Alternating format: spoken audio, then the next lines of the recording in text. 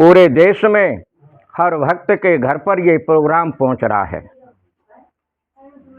तो बड़ा कितना सुनहरा और भाग्यशाली प्रोग्राम चल रहा है। तो कहा है मेरे भैयाओ, संत का जब जब मुख खुला और जब शब्द निकला तो वो विश्व के कल्याण के लिए निकला, लेकिन हम समझते नहीं हैं। संत के दर्शन तो संसार कर लेता है, लेकिन संत को तो कोई कोई बिरला ही समझ पाता है। संत का दर्शन तो हर कोई कर सकता है, लेकिन संत को समझना तो कोई कोई बिरले का ही काम है। तो संत ने कितनी प्यारी बात कही है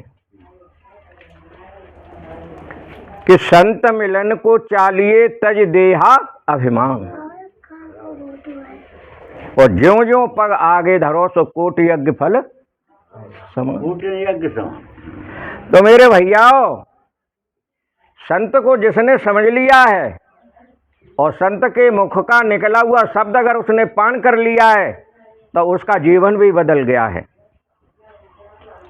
दरस परस मुख मंजन पाना और कटे पाप गौ घात समान। हम आप लोग अपने जन्म जामंत्रों के पापों को नहीं समझ पाए कि क्या क्या करते आए हैं, लेकिन जब संत की शरण में जीव पहुंच जाता है तो उसे कर्म का बोध आता है। तो संगत कीजिए साधु की। तो संगत अगर आपने साधु की है तो तुम्हें देह अभिमान छुटाते हैं संत लोग। और आज संसार जो है कि झूठी माया, झूठी काया, झूठा ही जग संसार है। जो इन हमें आंखों से देख रहे हैं वो सब झूठा है, असत्य है। इन आंखों से सत्य देख ही नहीं सकते, और सत्य को देखने के लिए तो हमें संत की शरण में जाना पड़ेगा, तब तुम सत्यता की परिभाषा समझ पाओगे। तब तक सत्य नहीं समझ पाओगे। लेकिन सत्य को समझने के लिए हमें पहले संत की शरण में जाकर के श्रद्धा और भाव जब आएगा, तब यहाँ सारा बहुत प्यारा किया है। देह अभिमान का समझेगा, शरीर अभिमान। जब जब शरीर का अभिमान ऐसे जीव आत्मा को रहेगा, तब तक वो अपने कर्म का बोध नहीं समझ पाएगी। देह अभिमान में न जाने क्या क्या करता चला जाता है, लेकिन उसे कर्म का बोध नहीं है। और जब कर्म का बोध होता है तभी वो अपने सच्चे रास्ते पर जाता है। तो ऐसे ही मेरे भैयाओ, कर्म की बोध के लिए जो संतों ने इशारा किया है, तो जवानी पे जब आए, थोड़ा सा इशारा और दे दूं कि जो संभल के बिगड़ गया, ऐसे या झूठे संसार में जो संभल के अगर बिगड़ गया तो उसे अजामिल कहते हैं, और जो बिगड़ के संभल गया उसे वाल्मीकि कहते हैं। जो बिगड़ के संभल जाए वह वाल्मीकि है, और जो संभला हुआ है वो बिगड़ जाए वही अजामिल है। तो जब वाल्मीकि जवान अवस्था में थे तो मेरे भैयाओ दादाओं, कथाओं के शास्त्रों के अनुसार वो संत महात्माओं की लूट मार करते थे। संतों को लूटना, और जहां उन्हें जैसा दिखाई पड़े तो केवल अपने मतलब का काम करना, उनमें और कोई काम नहीं था। लेकिन उनके पिछले जन्मों में भक्ति का कुछ फल ऐसा था, तो भगवान ने विचार किया है कि अब ये अपने मार्ग से भटका जा रहा है, लेकिन पिछला मेरा भक्त है। तो भगवान ने संत का भेष धारण किया। भगवान राम और लक्ष्मण चले जा रहे साधु के भेष में, तो भैया वाल्मीकि की निगाह पड़ गई। जैसे ही देखा संत को, बन गए बाबा ठाड़े है जाओ, ठाड़े है जाओ, ठाड़े। इनकी आवाज आ रही है भैया काउलंग से, तो वे रुक गए। मैंने झोला जंगल धरो और जो माल मथा है सो बाहर निकालो। अब क्या है जी, संत की शरण में उन्हें मतलब सच्ची सत्ता नहीं मालूम थी कि मैं क्या कर रहा हूँ। तो झोला जंगल बोले, कहा बेटा? बोले जो माल पानी है सो निकालो। बोले माल पानी से बाहर ही धरो है, हम बक्सा में न धरे न तारो लगाएं, ये झोला धरो है। लेकिन एक बात मेरी बात सुन ले। बोले बोलो। बोले ने घरे चलो या, और घरवानी जी पूछया कि जो हूँ ये धन कमाए के लूट मार करके ले आ रहा हूँ, और जब वो पे सजा को सोटा पड़ेगो तो बोलो अपनी पीठ को लगाएगो। जब मुंह पे सजा को सोटा पड़ेगा तो पीठ अपनी को लगाएगो। सुमा गए भैया, सबन से पूरे घर परिवार को पूछा, सबने हाथ खड़े कर दिए कि हमें इससे कोई मतलब ना है, चाहे तुम्हें लूट के लाओ और चाहे पल्लेदारी करके लाओ, हमें तो खानो और मौज उड़ानो, ये क्या काम हुए कि कैसो कमाए के लानो है। बोलो शंकर भगवान की जय। तो मेरे भैया तब उनको गए तो लौट के आके भगवान के चरणों में गिर पड़े। बोले बाबा, मैं जो घरे गाऊँ, अब मैंने तो न जाने कब से ये लूट लूट के माल मैंने खवा रहा हूँ, और जब आज तुम्हारे कहे मैंने आज उनके पास गाओ तो सबने हाथ खड़े कर दिए। बोले का ले ले जो माल मथा चाहिए तो ले ले झोला में से। तो तब है कि देह अभिमान में ही संसार का जीव अज्ञानता के कारण ये सारे पाप के धंधे कमाता रहता है, और जब जीव संत की शरण में पहुंच जाता है तो फिर उसे कर्म का बोध हो जाता है। तब तो उनके दृष्टि में भेद था। जो हमारे 4 वेद 6 7 18 पुराणों का जो संतों ने वर्णन किया है, तो संतन ने वर्णन ये वेद उनने लिखे जिनके संसार में दृष्टि के भेद मिटे हैं। जब तक भेद नहीं मिटेगा तब तक वेद की रचना कर नहीं सकता। और फिर वेदों में भी इशारा किया कि इस वेद की बात तो वही समझ पाएगा जिसकी दृष्टि का भेद मिट जाएगा, वही से शास्त्रों का सार पकड़ पाएगा। बोलो शंकर भगवान की। तो भैया मेरे दादाओ, वाल्मीकि ने वो कर्म जो था तब कहा है कि उनका नाम जपा जग जाना, और वाल्मीकि भाई ब्रह्म समाना। तो उनका नाम का तात्पर्य तो ये भाव दिखाया है, लेकिन संसार का जो उल्टे सीधे कर्म थे वो वाल्मीकि के कर्म बदल गए। तब लिखा है कि उनका नाम जपा जग जाना। तो जीव को जब अपने कर्म का बोध हो गया तो गलत रास्ते से हट करके सच्चे रास्ते पर आ गया। तो उन्हीं वाल्मीकि महाराज जी ने एक काव्य जो रामायण की रचना की है। तो मेरे दादाओं में समय का अभाव है, अभी भक्त भैया और बैठे। तो कहने का मेरा तात्पर्य है कि अज्ञान रूपी अंधकार में जो हम आप ठोकर खा रहे हो, वो ठोकर खाना संसार में तभी बंद होगे जब तक संत की शरण में नहीं जाओगे। तब यहाँ कहा है कि प्राणी मुखड़ा देख ले दर्पण में, प्राणी मुखड़ा देख ले दर्पण में, कितना पुण्य पाप है तेरे जीवन में। कर्म तो कर रहा है लेकिन अब ये नहीं समझ पा रहा हो कि ये पुण्य को काम हो कि भले को काम हो। तो एक बार कर्म के बोध की जब हमारा आपका कर्म श्रेष्ठ होता है तो शीशा जो हो तो निरंजन शास्त्री जी, जो शीशा हमारे घर का होता है उसमें तो केवल देखने वाले का ही चेहरा दिखता है, और जब आपका कर्म श्रेष्ठ संसार में हो जाता है तो वो तुम्हारा चेहरा पूरे संसार में दिखाई देता है। बोलो शंकर भगवान की। तब यहाँ है कि कर्म प्रधान विश्व रच राखा, जो जैसो करे वैसा फल चाखा। जब कर्म का बोध हो जाएगा तो कर्म की श्रेष्ठ आपके संसार में हर व्यक्ति आपके कर्म रूपी दर्पण में आपका शीशा देख लेगा। तो कर्म ही संसार में सबसे ऊंचा है। तो कहा है कि दिन में उल्लू अंधा होता है और रात में कौआ अंधा हो। तो देह अभिमान जो है हम आप लोगों को, ये सब देह अभिमान का बाप ये हमारा शरीर ही है। गौ गोचर मन जहां तक जाई वहां तक माया जानो भाई। तो जब ये शरीर अभिमान में ही हम पाप कमाते हैं, तो एक बार भैया विष्णु भगवान जी और नारद जी का मिलन हो गया।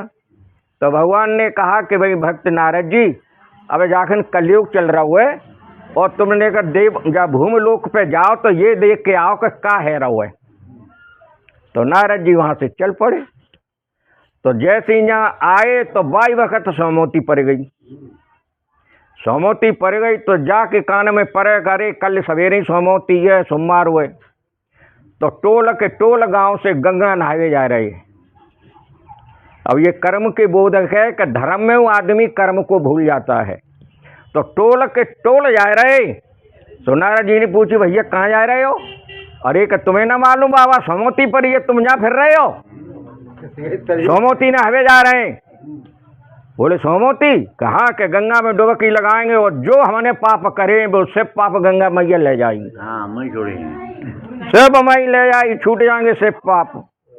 सो नारद जी वहां से गए, बोले घूम आए कि हाँ। बोले कहा कि वहां तो सोमवती परी है और टोलक के टोल जा रहे हैं, अब त्या बैकुंठ में जगह न रहेगी।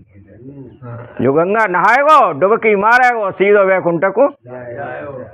तो बोले भैया तो अब ये प्रमाणित कैसे किया जाए? तो मैंने भोले बाबा को इशारा किया कि ये खेल दर्शाए के आओ, तुम्हारी पार्वती जो है बेव कबू कबू शंका में डूबे जाती हैं। मैंने कही चलो। बोले कहाँ चले? बोले कब नारद जी कह रहे हैं कि भगवान के बैकुंठ में जगह न मिलेगी, इतनी गंगा में आदमी नहावे जा रहा है। अब ये देखा नो कि गंगा को नहाए वो। तो वहां से वे चले तो भोले बाबा ने अपना वृद्ध शरीर धारण किया है और पार्वती को 18 साल की कन्या का रूप दे करके और गंगा के किनारे पहुंच गए। तो जैसे गंगा के किनारे बैठ गए तो जो जमायो कलयुगी लोग जा रहे गंगा नहावे, और वे तो ये कह देते हैं कि कितनों पाप कमाओ और सोमवती पर गंगा में डुबकी लगाई पाप पार।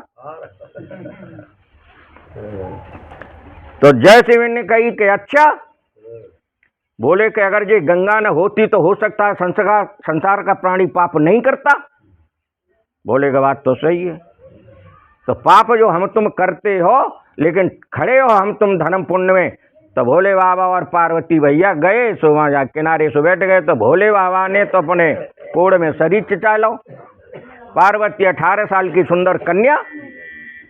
अब जो डुबकी लगावे जा रहे सो बिन्नी की कहते मेला कैसो लगो जी किनारे पे।